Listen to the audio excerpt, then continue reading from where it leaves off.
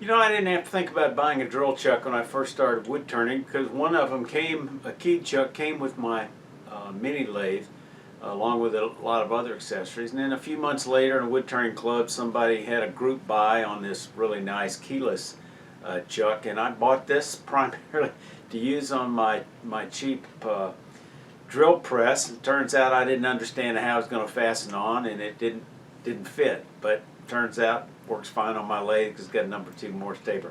So I want to, if you're thinking about buying a drill chuck, I'm going to cover some of the ins and outs and explain some of the features, pros and cons of the keyless and the keyed chuck. So there are two basic types of drill chucks. The first one here, the keyed chuck, is developed patented by Alfred I. Jacobs in 1902, hence the name Jacobs chuck, but technically if it's not made by the Jacobs company, it's just a drill chuck. Now, there is an advantage, so let me talk about some of the advantages.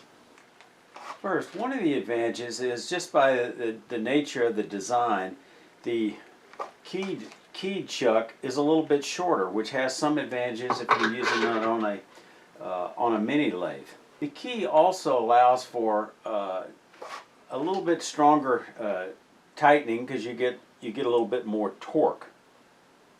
And in use, you're going to have 3 holes. You want to tighten at least 2 of them in order to take out any of the slack. Now, the disadvantage of this is, of course, you can misplace the key, and if you misplace the key, getting a replacement sometimes can be a challenge. Now, this one is a Golden Goose. It was manufactured in Taiwan, and it's a very nice, very high quality chuck. But then they started getting knocked off and counterfeited by companies in China, so they quit the manufacture. But I'm happy with this. This is a very nice chuck. Now, the other type of chuck is called keyless chuck because it doesn't use a key. It just twists and locks, and it's, like I say, it is a little bit longer, but it is a little easier to use. You don't have to worry about misplacing the key. For some people, if you've got arthritis, sometimes it might be a little more difficult to tighten up. I don't have arthritis in my hands. This has not been a problem, and I find I can get this thing as tight as I need to, so it doesn't seem to be a particular advantage or disadvantage. Other than it's faster and easier, you don't have to reach for the key. The keyless chuck was developed in 1993 by the Albrecht company in Germany, and they're the ones that have that patent. And they still make the Albrecht, the keyless chuck. Sometimes these are called Albrecht chucks, but again, if it's not made by the Albrecht company, it's just a keyless drill chuck. Regardless of whether you're using a keyed or a keyless chuck, they both have 2 basic components. They have the arbor and the body. Now, these are typical. These are what you might call long or regular Morse tapers. I don't know what the technical name for it, but I want to contrast that with, for example, there is a shorter taper that's available, and you can see that this is one on a live center, but I just want to show you the difference between a normal taper and one that's shorter, that's designed for using on a mini lathe. They're both #2 Morse tapers, but one projects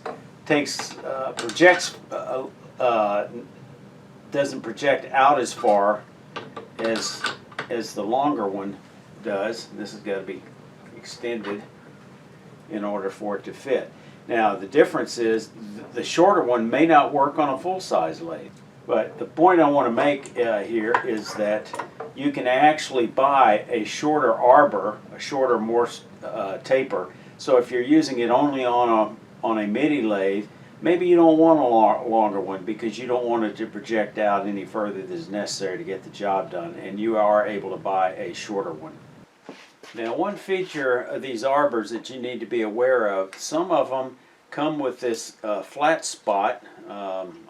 I'm sure machinists can explain why, but in any case, others come with threaded in the back, typically for 1/4 inch by 20, but it might be 3/8.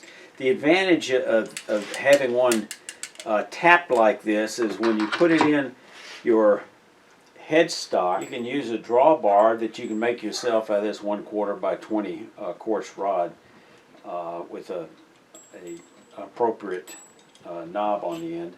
Just goes through the headstock, and it'll actually thread into the back of your chuck, and then you just tighten it up. And then if you're putting any lateral deflection on it or what have you, you don't have to worry about it accidentally wobbling out, because it'll be securely locked in place.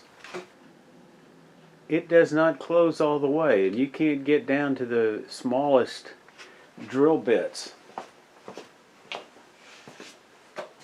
For very small drill bits, you may have to have one with a shank on it, or if you've got some small drill bits and too cheap to buy them, like me, you can make you a round shank to hold it. Whereas the drill chucks for your lathe, much higher quality, and they will get down to essentially to 0, as shown in this little drilling operation, holding a really tiny little drill bit. So I bring a batch of these over to the lathe. Turn it about 1/1000 using a small drill bit. This is 1.3 millimeter, or about 50/1000 of an inch, mounted in a drill chuck. Some drill chucks won't have handle drill bits that small. I like to turn it about 1,000 RPM. I like to try to get a little paraffin on that every now and then. And I just line it up with that hole, the awl hole, bring it up parallel to the floor, stick it in a little ways, pull it off, set it down, get a next one. In addition, some drill bits might have a 1/2 inch shank. This normal drill won't handle a 1/2 inch, but your drill chucks typically will handle a 1/2 inch, or in some instances even 5/8. But I would say a 1/2 inch is plenty big. I don't think you're going to be using any drill shanks 5/8 of an inch, and chances are your drill chuck's just going to be larger. Let's talk a bit about quality. The biggest difference, I think, in a really inexpensive chuck and the more expensive chucks is, number one, what they call run out. That is, how much wobble there is when this turns.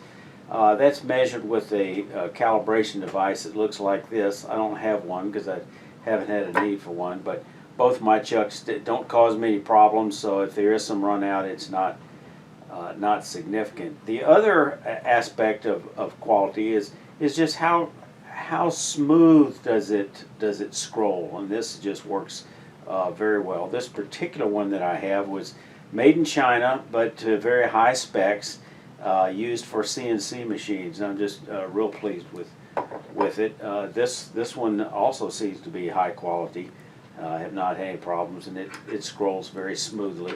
Some of the cheaper keyed chucks, the key may not fit in smoothly. You might have to make more of an effort to pull it back to engage the teeth. Again, this one, I don't have any of those issues. Just as a reminder, on my Amazon shop, with the link underneath the show notes, you'll see different choices for drill bits as well as drill chucks. Drilling on the lathe and the pros and cons of different kind of drill bits will be a topic for another video. Y'all stay safe. Come on back here.